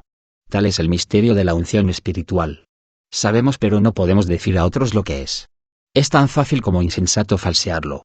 La unción es una cosa que no puede manufacturarse, y sus imitaciones son peor que inútiles. Sin embargo es, en sí misma, de precio infinito y de suma necesidad, si deseamos edificar a los creyentes y traer los pecadores a Cristo. En efecto, la unción es aquello indefinible e indescriptible que un antiguo y renombrado predicador describió así: hay algunas veces algo en la predicación que no puede ser atribuido al asunto o expresión, y que no puede describirse ni conocer de dónde viene, sino que una dulce violencia penetra en el corazón y afecciones, y que viene inmediatamente del Señor, pero si hay alguna manera de obtener tal cosa, es por la disposición celestial del orador. Es esta unción lo que hace a la palabra de Dios viva y eficaz, y más penetrante que toda espada de dos filos, y que atraviesa hasta partir el alma, y aún el espíritu, y las coyunturas y tuétanos, y discierne los pensamientos y las intenciones del corazón. 4:12. Una espada de dos filos de un templado filo celestial, doble fueron las heridas que hizo, donde fuera que penetró. Fue muerte para el pecador, fue vida para los que gimen por el pecado. Ella enciende y silencia la lucha, hace la guerra y la paz también. Y es esta unción igualmente, la que da a las palabras del predicador su agudeza, penetración y poder, y crea tal fricción y agitación en muchas congregaciones muertas, convenciendo a la conciencia y quebrantando el corazón. Pero, sobre todo, es el distintivo que separa y que distingue la verdadera predicación del Evangelio de todos los otros métodos de presentación de la verdad, y crea una amplia hendidura espiritual entre el predicador que la tiene y el que no la tiene. Porque la unción divina respalda e impregna la verdad revelada con toda la energía de Dios, es simplemente poner a Dios en su palabra y sobre su propio predicador. Engrandecimiento y libertad, plenitud de pensamiento, dirección y simplicidad de misión son, pues, los frutos de esta unción. Ardor y unción parecen semejantes desde algunos puntos de vista. Se requiere, entonces, un ojo espiritual para discriminar ambos aspectos. A saber, el ardor puede ser sincero, serio, ardiente y perseverante. Emprende una cosa con buena voluntad, la persigue con perseverancia y la provoca con ardor, pone su fuerza en ello. Pero todas estas fuerzas no se elevan más alto de lo meramente humano. El hombre está en ello, el hombre entero, con todo lo que tiene de voluntad y corazón, de cerebro e ingenio, de planes, trabajo y palabra. Él se ha propuesto a sí mismo una resolución que la ha dominado, que persigue para apropiársela y, no obstante, no hay nada de Dios en ella. Así, por ejemplo, había un predicador algo famoso y dotado, cuya construcción de la escritura era para su fantasía o propósito, el cual llegó a ser muy elocuente sobre su propia exégesis. Y es que los hombres crecen desmesuradamente ardientes sobre sus propios planes o movimientos, y el ardor puede ser el egoísmo simulado. El fervor o ternura excitados por un sermón patético o emocional puede parecer semejante a los movimientos de la unción divina, pero ellas no son fuerza pungentes, penetrantes, angustiosas.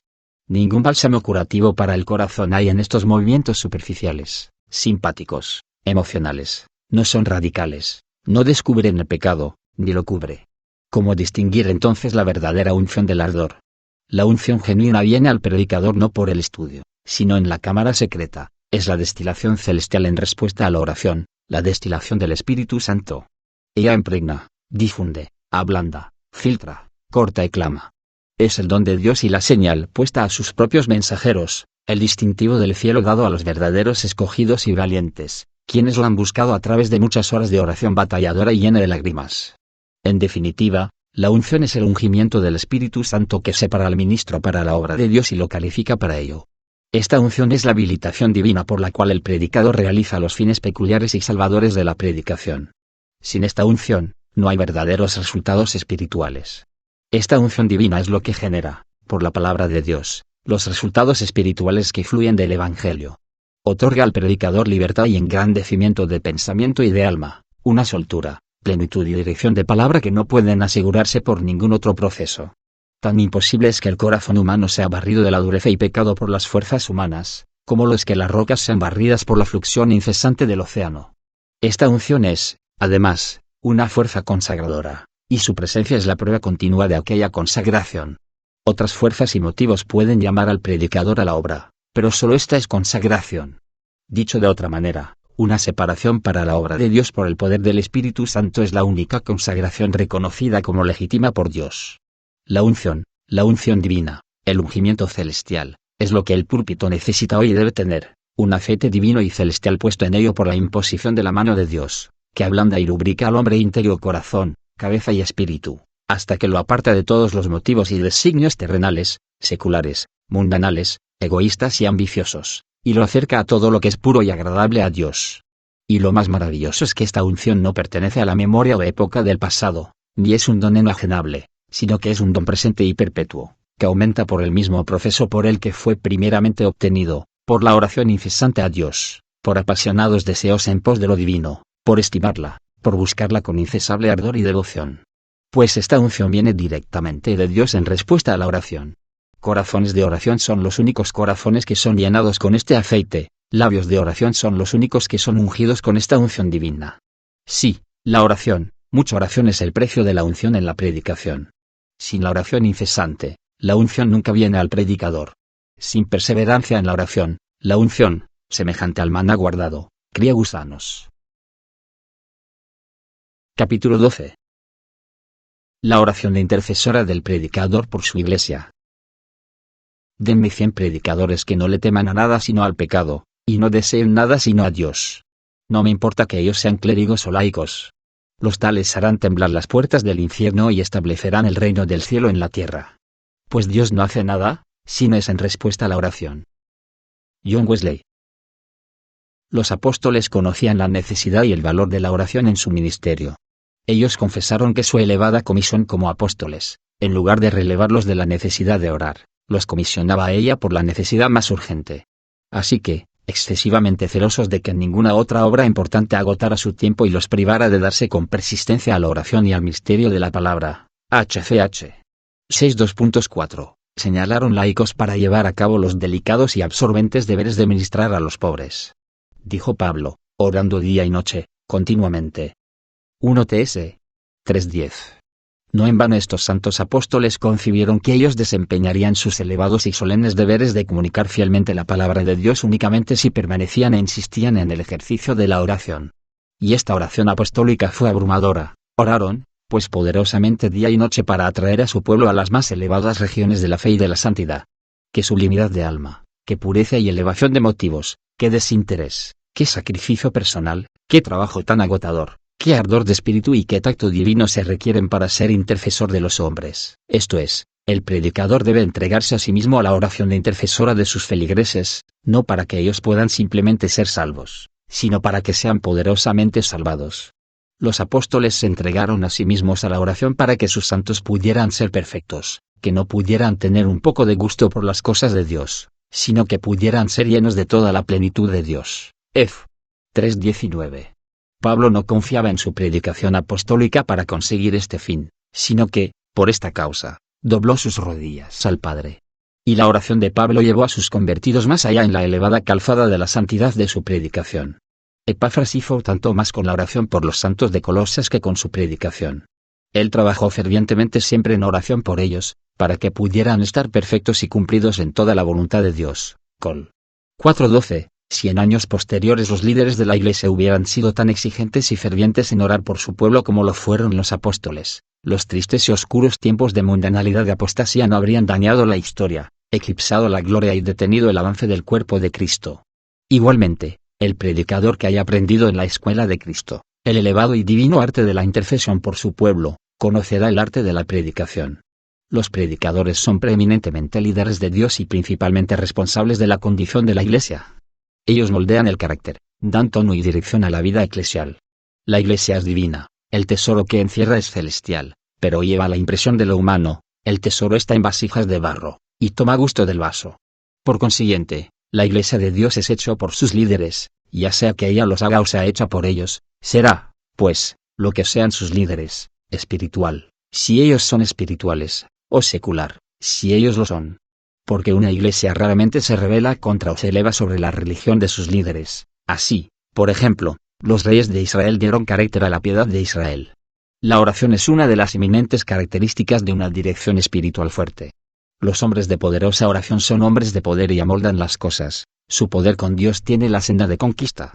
¿Cómo puede un hombre predicar si no ha conseguido su mensaje fresco de Dios en la cámara secreta?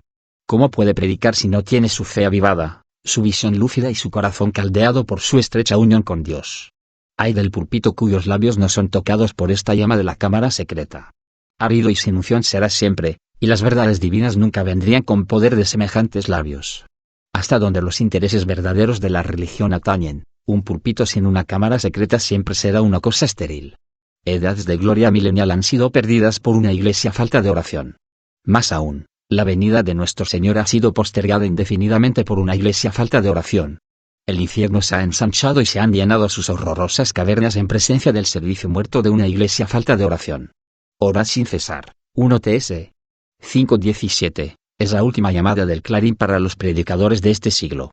Solo entonces, el siglo siguiente encontrará un nuevo cielo y una nueva tierra, porque el cielo y la tierra viejos y corruptos pasarán bajo un ministerio de oración intercesora por el mundo. Capítulo 13. La oración de intercesora de la Iglesia por su pastor. Si algunos cristianos que se han estado lamentando de sus ministros, hubieran dicho y actuado menos delante de los hombres, y se hubieran aplicado a ellos mismos con todo el poder, para clamar a Dios por aquellos, hubieran, por así decirlo, levantado y asaltado el cielo con sus humildes, fervientes e incesantes oraciones intercesoras, y habrían estado más cerca del camino al éxito. Jonathan Edwards. De algún modo, la práctica de orar por el predicador en particular ha caído en desuso. De vez en cuando, hemos oído la práctica denunciada como un descrédito del ministerio, siendo una declaración pública por los que la hacen, de la ineficiencia del ministerio. Ello ofende el orgullo de la erudición y el de la propia suficiencia. Quizás éstas deben de ofenderse y reprocharse de un ministerio que está tan abandonado como para admitir que existe. Pero la oración del pueblo a favor del predicador es una necesidad. De hecho, ya hemos estudiado cómo es deber del predicador orar por sus feligreses. ¿Por qué no, entonces, deberían estos también orar por su predicador y pastor? Estas dos proposiciones son cónyuges dentro de una unión y nunca han de conocer la separación. El predicador debe de orar por su iglesia, y la iglesia tiene que orar por su pastor, y es que un verdadero predicador, después de cultivar su propio espíritu y orar por los suyos, anhela con gran vehemencia que sus hermanos oren por él. Y no se avergüenza de ello. Cuanto más estén abiertos los ojos del predicador a la naturaleza, responsabilidad y dificultades de su obra, tanto más verá y sentirá la necesidad de la oración, no solamente la privada e intercesora que la haga con Dios, sino la de otros que la acompañen y ayuden a sus oraciones correspondientes. Pablo es una ilustración de esto. Si alguno podía proyectar el Evangelio por golpe de la fuerza personal, por el poder del cerebro, por cultura, por gracia personal, por comisión apostólica de Dios, por llamamiento extraordinario, aquel hombre era Pablo. En cuanto a que el predicador debe de ser un hombre dado a la oración, Pablo era un eminente ejemplo. Pero todavía va más allá. A sus hermanos de Roma escribió: os ruego, hermanos, por el Señor nuestro Jesucristo y por la caridad del Espíritu, que me ayudéis con oraciones por mí a Dios. Ro. 15:30. A los efesios les dijo: orando en todo tiempo con todo ruego y súplica en el Espíritu, y velando en ello con toda instancia y suplicación por todos los santos, y por mí, para que me sea dada palabra en el abrir de mi boca con confianza, para hacer notorio el misterio del Evangelio. F. 6:18-19. Asimismo, enfatizó a los colosenses, orando también juntamente por nosotros, que el Señor nos abra la puerta de la palabra, para hablar el misterio de Cristo, por el cual aún estoy preso, para que lo manifieste como me conviene hablar. Col. 4:2.3-4. También a los tesalonicenses les rogó: hermanos, orad por nosotros. Resta, hermanos, que oréis por nosotros, que la palabra del Señor corra y sea glorificada así como entre vosotros, y que seamos librados de hombres importunos y malos, porque no es de todos la fe. 1 TS 5:25, 2 TS 3:2.12, y por supuesto, Pablo llamó a la iglesia de Corinto para que la ayudaran, cooperando también vosotros a favor nuestro con la oración, para que por muchas personas sean dadas gracias a favor nuestro por el don concedido a nosotros por medio de muchos. Cor. 2:11. Igualmente, inculcó a los filipenses que todas sus aflicciones y oposición podían subordinarse a la extensión del Evangelio por la eficiencia de sus oraciones por él. Y Filemón, por medio de sus oraciones, preparó alojamiento para Pablo. Ver Filemón 22. Pablo, pues, pide, anhela y aboga de una manera apasionada por la ayuda de todos los santos de Dios. Sabía que en la esfera espiritual, como en cualquier otra parte, la unión hace la fuerza, que la concentración y agregación de la fe, deseo y oración aumenta el volumen espiritual hasta llegar a ser abrumador e irresistible. Y es que la combinación de unidades de oración, semejantes a gotas de agua, hacen un océano que desafía la resistencia. Así, Pablo, con su clara y plena aprehensión de la dinámica espiritual, determinó hacer tan importante, tan eterno, tan irresistible como el océano por la acumulación de todas las unidades dispersas de oración, precipitándolas sobre su ministerio. Esta actitud de Pablo ilustra su humildad y profunda visión interior de la proyección del Evangelio. Además, enseña una lección para todos los tiempos: la necesidad que tienen los ministerios de que oremos por ellos. Pablo no sintió que esta urgente súplica por la oración pudiera rebajar su dignidad, disminuir su influencia o desestimar su piedad. ¿Y qué importa si acaso lo hizo? Que se vaya la dignidad, que se destruya la influencia, que se manche la reputación. Lo que él anhelaba era únicamente contar con las oraciones intercesoras de los suyos. Los que oran son, para el predicador, como Aarón y Hur fueron para Moisés, que sostuvieron las manos de aquel en alto y obtuvieron la victoria en la batalla que tan fieramente les rodeaba. Berex 17:2.8-16. Oren los hombres en todo lugar. 1 Ti 2:2.8. Este es el cuidado del esfuerzo apostólico y la nota clave del éxito del mismo. Jesucristo se había esforzado para hacer esto en los días de su ministerio personal. A sus discípulos les dijo: rogad al Señor de la mies que envíe obreros a su mies. Mt. 9:38, LC 10:2.2. Y dice también las Escrituras: también les refirió Jesús una parábola sobre la necesidad de orar siempre, y no desmayar. LC 18:2.1. Por tanto, si Cristo lo enseñó así, ¿quiénes somos nosotros para pasar por alto este imperativo divino? Oremos, pues, por el crecimiento espiritual de nuestros ministros, y la Iglesia crecerá a la par de ellos. Capítulo 14. La importancia de la devoción personal. Alzad las manos caídas, por medio de la fe y la oración, y afirmad las rodillas paralizadas. ¿Habéis tenido algún día de oración y ayuno? Llegaos hasta el trono de la gracia, y perseverad ahí, y entonces descenderá sobre vosotros su misericordia. John Wesley. Nuestras devociones no se miden por el reloj, pero el tiempo está en su esencia. La habilidad para esperar, detenerse y presionar pertenece esencialmente a nuestra comunión con Dios. En todo lugar se ve que la precipitación es impropia y dañina, hasta una medida alarmante, en esta gran ocupación devocional. Devociones cortas son la ruina de la profunda piedad. Quietud, alcance, fortaleza no son nunca los compañeros de la precipitación. Devociones cortas, vacían el vigor espiritual, detienen el progreso y carcomen los fundamentos espirituales. Y es que las devociones cortas y precipitadas son el origen prolífico de la apostasía y la segura indicación de una piedad superficial. Defraudan, pudren la simiente y empobrecen el terreno. Es verdad que las oraciones bíblicas en palabras y en impresos son cortas, pero los hombres de oración de la Biblia fueron de compañeros de Dios a través de muchas horas de lucha, dulces y santas. Ellos ganaron por pocas palabras y por larga espera. Así, por ejemplo, las oraciones de Moisés registradas en el texto sagrado pueden ser cortas, pero oró a Dios con ayuno y poderoso clamor durante 40 días y 40 noches.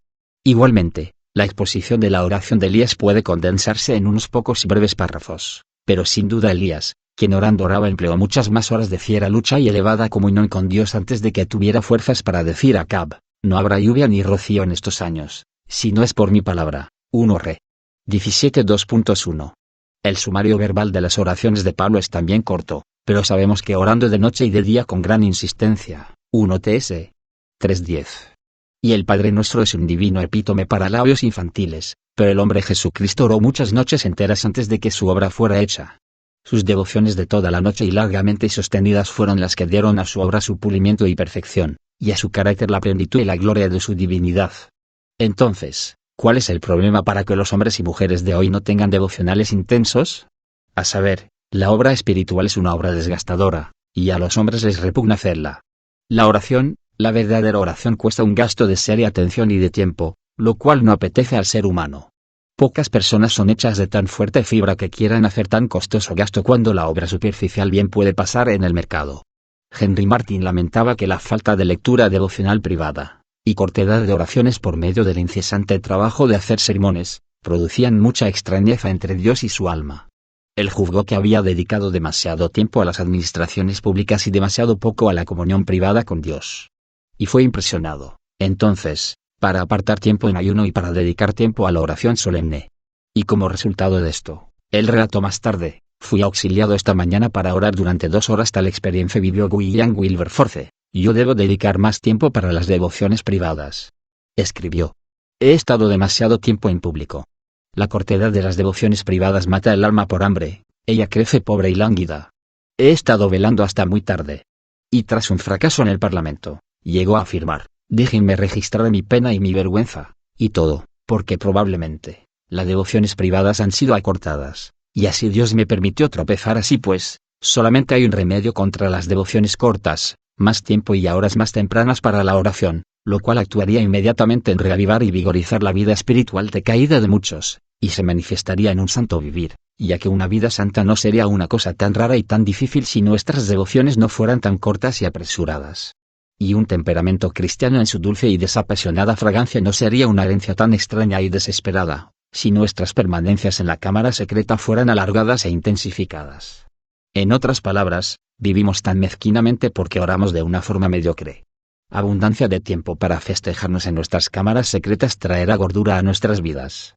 Y es que nuestra habilidad para estar con Dios en nuestra cámara secreta mide nuestra habilidad para estar con Dios fuera de ella. Repetimos, las visitas apresuradas a la cámara secreta son engañosas y negligentes. No solo somos engañados por ellas, sino que somos perdedores por ellas en muchas maneras y en muchos ricos legados. En cambio, la permanencia en la cámara secreta instruye, triunfa. Somos enseñados por ella, y las más grandes victorias son, a menudo, los resultados de grandes esperas silenciosas y pacientes. Jesucristo preguntó con énfasis provocativo, ¿y Dios no hará justicia a sus escogidos, que claman a Él día y noche? LC 18:2.7. Orar es la cosa más grande que podemos hacer, y para hacerla bien debe de haber quietud, tiempo y deliberación, de otra manera, se degrada al nivel de las cosas más pequeñas e insignificantes. Hermanos, debemos de aprender de nuevo el valor de la oración, entrar de nuevo en la escuela de la oración. No hay nada que tome más tiempo para aprender. Y si acaso deseamos aprender este maravilloso arte, no deberíamos dar un fragmento de tiempo aquí y allá, una pequeña conversación con Jesús, como los niños pequeños cantan, sino que deberíamos demandar con poder férreo las mejores horas del día para Dios y la oración, o no habrá oración digna de tal nombre. Hoy, hay abundancia de predicadores que predican y pronuncian grandes verdades y elocuentes discursos sobre la necesidad del avivamiento y de la extensión del reino de Dios, pero no hay muchos que prediquen acerca de la necesidad de la oración. A aquellos están dirigidas estas palabras de Joel Hawes: dejad que vuestros corazones se aviven espiritualmente. Nunca olvidéis que las iglesias han prevalecido y prosperado por medio de avivamientos, y que si van a existir y prosperar en los años que vienen, esto será por la misma causa, la cual, desde el principio fue gloria de Dios. Capítulo 15. Visión de futuro para los predicadores. Habla para la eternidad. Sobre todas las cosas, cultiva tu propio espíritu. Una palabra dicha por ti, cuando tu conciencia es clara y tu corazón está lleno del Espíritu de Dios, vale más que 10.000 palabras habladas en incredulidad y pecado. Recuerda que Dios, y no el hombre, debe tener la gloria. Si el velo de la maquinaria del mundo fuera quitado, ¿cuántas respuestas a las oraciones de los hijos de Dios podríamos encontrar? Robert Murray Cheyenne. Solamente reflejos de la gran importancia de la oración podían adquirir los apóstoles antes del Pentecostés. Pero después de aquello, el Espíritu elevó la oración a su posición vital del Evangelio de Cristo. Gracias a ello, el llamado a cada santo a la oración es un clamoroso y exigente llamamiento del Espíritu. Esto es, la piedad de los santos hecha, refinada y perfecta por oración. De hecho, cuando los santos no están en sus oraciones en la mañana y en la tarde, el Evangelio se mueve con paso lento y tímido. ¿Dónde están, sin embargo, los líderes cristianos que enseñan a los santos modernos cómo orar y ponerlos a la obra? ¿Saben acaso que se está levantando un grupo de santos faltos en oración? Vengan al frente y hagan la obra, y será la más grande que pueda hacerse. Un incremento de las facilidades educacionales y un gran incremento de fuerza monetaria será la más cruel blasfemia a la religión, si ellos no son santificados por más y mejores oraciones de las que están haciendo. Pero este aumento de la oración nunca vendrá como algo natural. Los jefes deben guiar en el esfuerzo apostólico, para afirmar la importancia vital y el hecho de la oración en el corazón y en la vida de la Iglesia. Nadie, sino los líderes de oración podrán, en efecto, tener seguidores de oración. Los apóstoles de oración engendrarán santos de oración, y un púlpito de oración engendrará bancas penitentes en oración. Tenemos, pues, gran necesidad y urgencia de alguien que pueda impulsar a los hombres a darse a esta ocupación de la oración. Hoy no somos una generación de santos de oración. ¿Quién restaurará la brecha? Hombres de tal fe dominante, de tal santidad sin mancha, de tal marcado vigor espiritual y celo consumidor, que sus oraciones, fe, vida y ministerio sean agresivas como para obrar revoluciones espirituales que formen en la vida de los individuos y de la Iglesia. No queremos decir, hombres que permiten agitaciones sensacionales con proyectos originales, ni que atraigan por un entrenamiento agradable, sino hombres que puedan agitar las cosas y obrar revoluciones por la predicación de la palabra de Dios y por el poder del Espíritu Santo, revoluciones que cambiarán, sin duda, la corriente entera de los hechos. Y la habilidad natural y las ventajas educacionales no figurarán como factores en este asunto, sino la capacidad de fe, la habilidad para orar, el poder de entera consagración y absoluta pérdida del yo personal para ofrecerlo a la gloria de Dios. Asimismo, una constante e insaciable búsqueda y aspiración de toda la plenitud de Dios. En definitiva, hombres que hayan padecido una severa crucifixión y una bancarrota con el mundo, que no tengan ni esperanza ni deseo de restaurarlo. Hombre que por esta insolvencia y crucifixión hayan vuelto su rostro hacia el Padre con corazones perfectos. Y Dios puede obrar maravillas si encuentra al hombre propicio. A su vez, los hombres pueden obrar maravillas si hallan a Dios para que los guíe. Nunca, a lo largo de su historia, la Iglesia ha estado sin esta clase de hombres, cuyo ejemplo y experiencia son una inspiración inagotable, y bendita. ¿Por qué no, pues, habría de existir hoy semejante perfil humano? Aquello que ha sido hecho en materia espiritual puede hacerse de nuevo y mejor hecho. Esta fue precisamente la visión que tuvo Cristo. De cierto os digo, que el que en mí cree, las obras que yo hago él las hará, y mayores que éstas hará, porque yo voy al Padre. Juan 14:12. ¡Qué noticia tan esperanzadora! El pasado no ha agotado las posibilidades ni las demandas para hacer grandes cosas para Dios. La Iglesia, que es dependiente de su pasado histórico por sus milagros de poder y gracia vividos, no es todavía, ni será, una Iglesia caída. Lo único que hace falta es que resucitemos el hábito de la oración importuna, intercesora y devocional, y que oremos ardientemente para que la promesa de Dios sea una realidad palpable en nosotros, en los predicadores y en la Iglesia.